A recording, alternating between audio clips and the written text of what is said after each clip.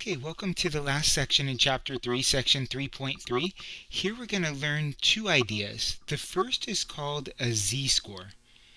And z-scores are very, very important in our later part of our course. They come back up in Chapter 6, and then they are involved in every chapter following. And what a z-score is, it's the number of standard deviations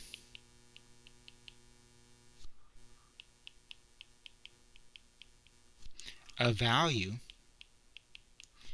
is from the mean. And there's a few things that they want out of this. Number one, they want us to be able to find it. And number two, they want us to be able to understand it. And so a z-score is the number of standard deviation a value is from the mean. So if we find that a value, so every value has a z-score, by the way, and so you'll see that as you go through the homework and other things, and I have some examples down here that are straight from the homework.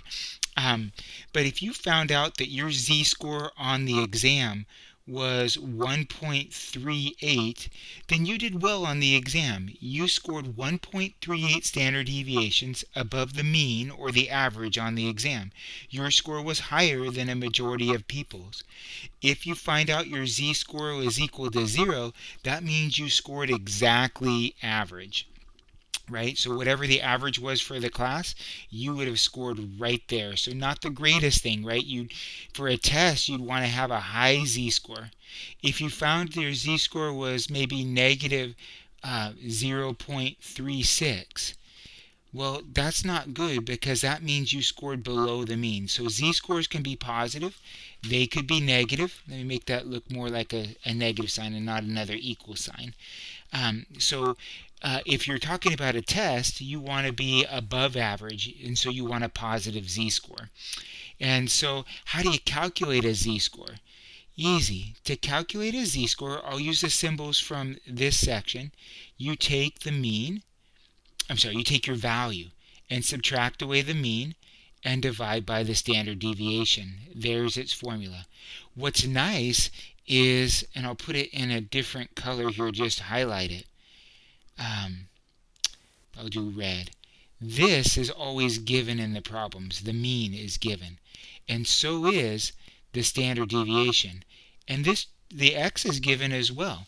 So everything that you're going to need is just going to be given. I guess why I stress the mean and the standard deviation are given is because you could walk out of 3.1 and 3.2 and think, holy cow, every time I get asked a question, I'm going to have a lot of background work.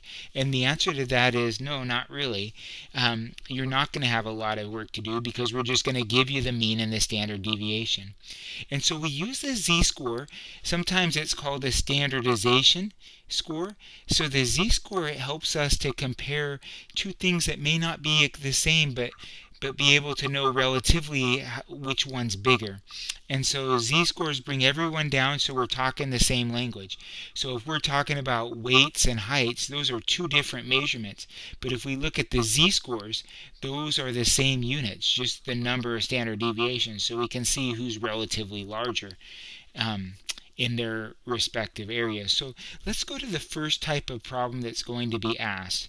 And that's this one right up here. A test is used to assess readiness for college.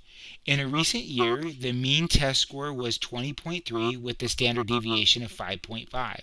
So I found this in the homework that you're being asked to do online. Identify the test scores that are significantly low or significantly high. So let's talk about what that means. A test score, or let me get rid of test score. A value is significantly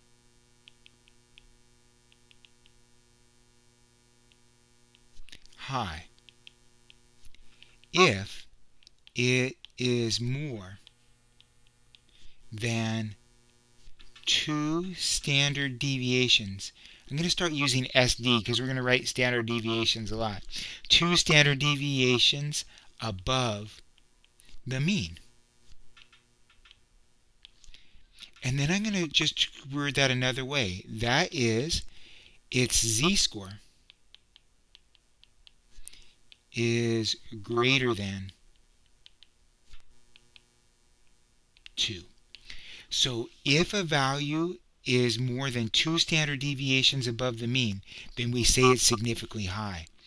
Now, I'm going to just come in here because I can, and I will do the same thing on the board. A value is significantly low if it is more than 2 standard deviations below the mean. That is, its z-score is less than negative 2. So those would be the switch outs. A value is significantly high if it's more than 2 standard deviations above the mean. That is, its z-score is greater than 2.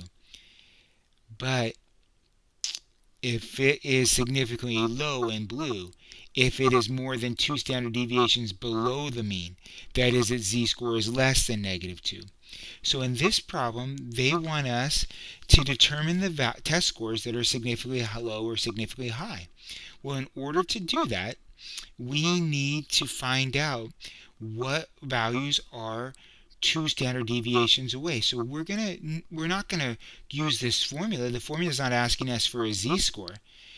We're gonna just know that this definition. So a value is significantly high. Let's go get this significantly high. Actually, let me use the right coloring. Let me get this eraser here, and let's go significantly high first, since that's actually, let's go by the question. The question says significantly low, so let's work on significantly low. We know that a value is significantly low in blue if it is more than 2 standard deviations below the mean. Well, what's the mean? 20.3, and we need to go below that, and I'm going to put this in black, 2 standard deviations. And a standard deviation is 5.5. Are you okay with where I'm coming up with this number? A value is significantly low if it is more than 2 standard deviations. So let me go back to the black. This 2 and this 2 are absolutely related. If it is more than 2 standard deviations below the mean, below is the reason why I'm subtracting. We're not worried about the z-score because we're not talking about the z-score. So the 20.3 was the given mean in the question, and the 5.5 was the given standard deviation. So we got to take 2 5.5s away from 20.3. And so when I do, I get the value 14.8. Okay, so values less than 14.8 are more than 2 standard deviations away. 2 standard deviations below is exactly 14.8. Remember, you got to be more than 2 standard deviations below. And so values less than 14.8 are significantly low. And that's how you would answer that one.